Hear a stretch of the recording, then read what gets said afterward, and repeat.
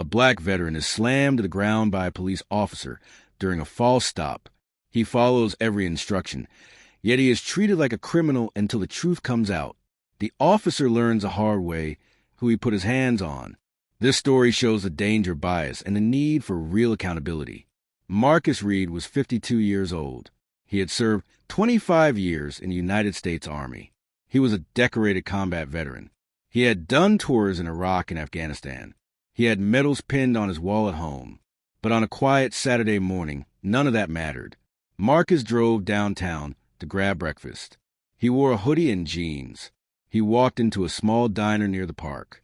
He nodded to the waitress, ordered coffee and eggs, and took a booth by the window. After finishing, he paid in cash and walked outside. The sun was bright. The street was calm. Families strolled the sidewalks. Then he heard the shout, "Hey, you! Stop right there." Marcus turned. A police officer ran toward him.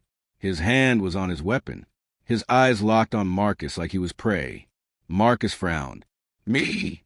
"Yes, you. Hands up." People on the street froze. Some pulled out phones. Marcus lifted his hands, confused. "Officer, what's going on?" "You match the description of a suspect." The cop barked. "What suspect?" "I just ate breakfast." "Get on the ground." Before Marcus could even react, the officer grabbed his arm, twisted it hard, and slammed him against the pavement.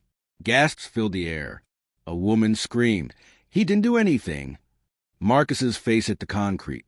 Pain shot through his cheekbone. His shoulder cracked under pressure. "I'm complying," Marcus shouted, his voice muffled by the ground. "I am not resisting." The officer shoved a knee into his back. He snapped handcuffs around his wrists. "You think you're smart?" the officer sneered. "We got you now." "Got me for what?" Marcus spat dust from his mouth. "I didn't break any law." The officer ignored him. He pressed harder, grinding Marcus's face into the sidewalk. The crowd grew louder. Phones recorded everything. A man yelled, "He's too old to be treated like that." Another said, "He didn't even run." Marcus gritted his teeth. Years of discipline held him together, but inside, rage built. He had served his country. He had led men into battle. And now, on his own street, he was treated like a criminal without cause. A second officer arrived. She rushed over. She saw Marcus pinned to the ground. She asked quickly, "What did he do?" "Robbery suspect." The first officer snapped. The second officer scanned Marcus. Hooded sweatshirt, jeans, middle-aged, gray in his beard. She looked skeptical. "Robbery suspect? From where?" The first officer hesitated. Report came in from a few blocks over." The second officer checked her radio. She frowned. The actual suspect description didn't match Marcus at all. Wrong age, wrong height, different clothes. She crouched down to Marcus. "Sir, do you have ID?" Marcus managed to nod. "Back pocket. Left side." She retrieved his wallet. She pulled out his driver's license. Her eyes widened when she saw the military ID tucked inside. She stood up, turning to her partner. "He's not the suspect. He's a veteran. Army. 25 years. The first officer froze. His face drained of color. The crowd erupted. "He's a veteran? You slammed a veteran?" The phones caught it all. The cuffs came off fast. The officer stammered, "Sir, "Don't call me sir," Marcus said coldly. He stood tall, shoulders square despite the pain. His voice was steady and commanding, the same tone he had used leading soldiers. "You disrespected me. You disrespected everyone who wears a uniform." The crowd cheered. People shouted in agreement. The second officer tried to calm things down, but it was too late. The video went viral within hours. Clips flooded social media. Asterisk the slam to the pavement. Asterisk Marcus shouting he was complying. Asterisk the reveal of his veteran ID. Asterisk his powerful words.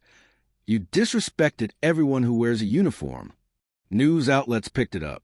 Commentators debated policing, bias, and the treatment of veterans. Community leaders demanded accountability. Veteran groups across the nation released statements. Some called a betrayal of service. Others said, if they do this to a decorated soldier, no one is safe. Days later, Marcus stood at a press conference. Cameras flashed. His cheek was bruised. His arm was in a sling.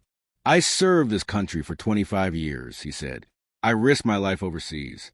I buried friends who never came home. And here, in my own city, I was thrown to the ground without cause. Not because of what I did, but because of how I look. The room was silent. I will not stay quiet. This is bigger than me. It is about every black man who walks the street and gets treated as a suspect first, a citizen second. It is about respect. Respect that is too often denied to us. His words echoed across the nation. The officer faced suspension. An investigation opened. The department scrambled to repair its image. But the larger truth remained. Black veterans are not immune to racial profiling. Service medals do not shield against prejudice. A uniform worn abroad does not guarantee respect at home. The moral is clear. Justice must apply equally. Respect must not be selective. And accountability is not optional. Marcus's story was painful, but it forced people to see what bias looks like in real time. It showed how fast dignity can be stripped and how important it is to fight back with truth. He survived that day. Many others have not. And the message is simple. Every person deserves to walk their street without fear of being slammed to the ground for no reason. Subscribe to this channel for more stories that reveal truth and demand change. Every view, like, and share helps spread awareness.